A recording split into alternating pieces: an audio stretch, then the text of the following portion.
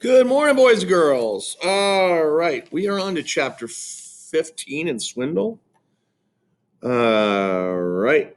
And as you know, they've kind of scoped out the house. They saw some blueprints of a house that was very similar to Swindle's. So let's find out what their next plan is. If they're going to get any help from anyone else, maybe. Here we go.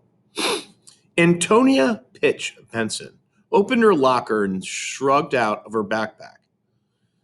She was in the process of stowing it on the shelf when the words jumped out at her. Top secret. At the base of the narrow space, sitting on top of her gym shoes, was a printed note on bright green paper, folded twice.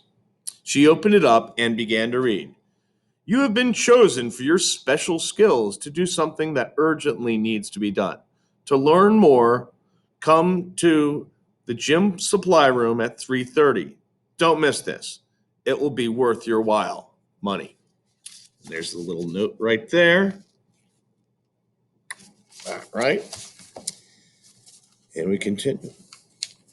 What's that? She wheeled around to see Darren Vader craning his neck to read over her shoulder. Mind your own business, she barked angrily, snapping the note out of his view.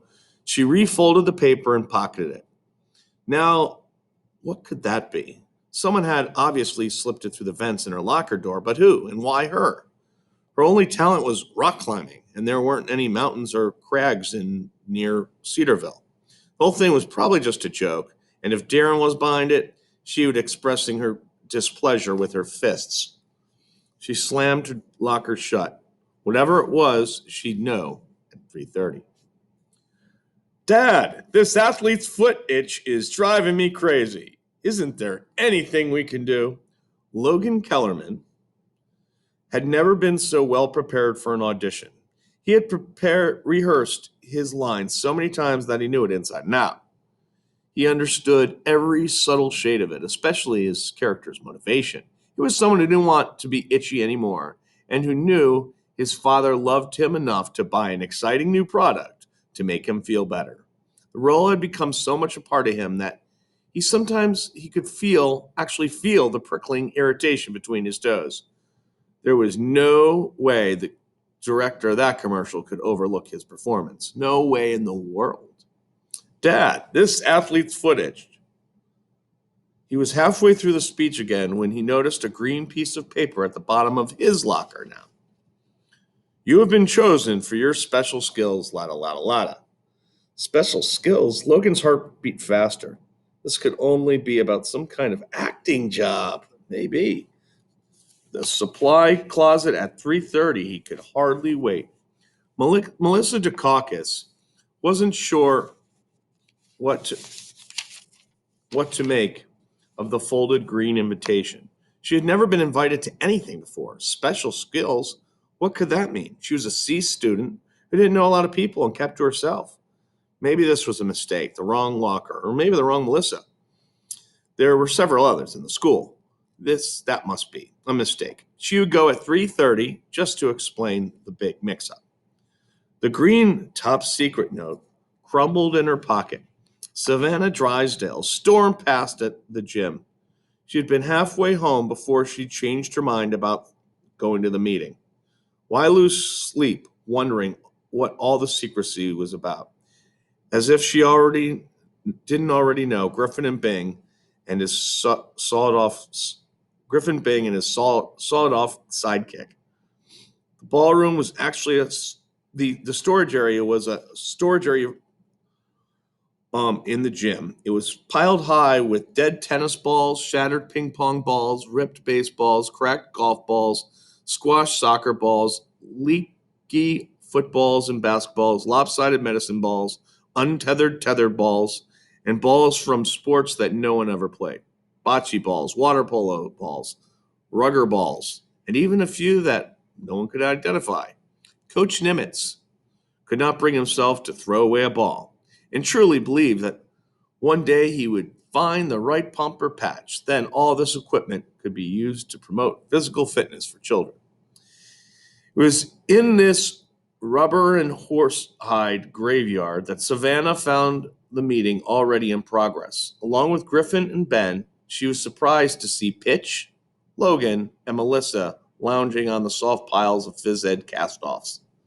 You two! Savannah spat. I knew it. This is about that stupid baseball card, isn't it? You were right to be angry before, Griffin told her seriously. We should have been honest with you from the very beginning. We won't make that mistake again. Pitch was bewildered. What baseball card? Before we go any further, Griffin said solemnly, I need your word that what's said in this room stays in this room, in or out. You can't tell anyone about this, ever. This is no kid's game. There's serious stuff on the line, serious money, but also serious trouble if anything goes wrong. If you don't think you can handle it, there's the door. Nobody moved, not even Savannah, who knew what was coming. Pitch spoke up. All right, Griffin, you've got our attention. What's this all about? A Babe Ruth card from 1920. The kind collectors pay big bucks for. Griffin gave them the whole story from the discovery at the old Rockford house to Swindle's deceitful flim-flam and the unsuccessful break-in in the store. So it's about the money, but not just the money, he concluded. Swindle saw a couple of kids and he took advantage of us because he didn't think we could do anything about it. We're going to show him he was wrong. Logan cleared his throat. How much money are we talking about? Equal shares split 6 ways, Griffith replied. We can't know the total amount because it's being sold at an auction. The rock bottom starting bid is $200,000. And Swindle told the TV news that he thought it could go for over $1 million. $1 million? Melissa performed the calculation at lightning speed in her head. That's $166,666 each. I could buy a state-of-the-art computer and build a new wing on your house to keep it in, Ben added. I could afford acting lessons from Sanjay Chetwani, said Logan dreamily. I could take my family climbing in Yosemite, exclaimed Pitch in awe. Savannah was not as easily impressed. Yeah, it's a lot of money. I'd love to grow up knowing I'd have enough in the bank to pay my way through veterinary school. Who wouldn't? But that kind of cash doesn't come easy. You're talking about a robbery, not a Sunday picnic. You're right, said Griffin. Still, if we all work together, we could pull it off. We break into Swindle's house through a skylight on the roof. Pitch, that's where you come in. Your job is to get us in there. Like climbing on a building instead of a mountain, she mused. The house has an alarm system, but the motion sensors will be off. We know this because Swindle has a guard dog that sleeps in the house. The dog's no jokes, but Savannah can handle him. Deep down, he's a real sweetheart, Savannah said fondly. Melissa shook her head, clearing the veil of hair from her face. So my role is to get in the panel and disarm the alarm. Pitch regarded her in amazement. You could do that? Ben shook his head. Doesn't matter. That's the last thing we want to do. If anyone shuts down the system, Swindle gets notified by e-alert. Melissa frowned. So what do you need me for? You know more about computers than anybody else in town. Can you hack into Swindle's email? Probably, but what for? We need to find a time when he's not going to be out of the house. Can't have him busting in on us when we're stealing our card back. Logan was confused. Where do I fit in with all this? I'm an actor, not a burglar. Swindle lives across the street from the great-granddaddy of mall nosy neighbors, Griffin replied. His name is Eli Mulroney. And he has the whole block under surveillance 24/7. His chair is pointed right at Swindle's front door. We need you to focus your acting skills on making friends with this guy so you can distract him during our operation.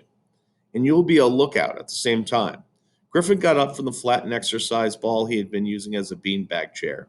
I know it sounds crazy, and I know it sounds dangerous, but if you break it all down into everybody doing their job, you'll see that no single part is impossible. We just have to put all the pieces together in the right order. We can do this. Now, who's on board?